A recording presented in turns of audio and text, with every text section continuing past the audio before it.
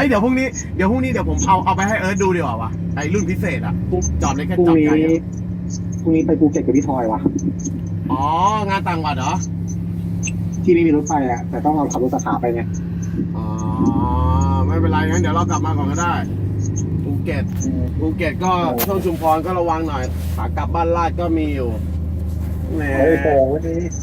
เลิกอะไรบ้าง ดีแล้วเลิกเป็นคนดีก็ดีแล้วเมียก็ดีใจแทนเมียด้วยเมียจะได้มีผัวเป็นผู้เป็นคนสักทีนี่ แต่วันนั้นกูข้องใจมากเลยที่มึงโทรมาถามด่านกูจังเลยมึงต้องมีอะไรแน่เลยตั้ม ถ้าวันไหนเอิร์ธมีเวลาสัก3 ชั่วโมงแล้วมานั่งกินเบียร์กับผมเดี๋ยวผมจะเล่าให้ฟังนี่ เรื่องมันยาวที่เรา เรื่องมันยาวถ้ามีโอกาสเดี๋ยวผมจะตอบแทนให้ ช่วงนี้ผมยังไม่เข้าที่นี่ ปล่อยเรื่องธรรมดาอย่างนี้ โอเคเดี๋ยวเจอกันเมียกูด่า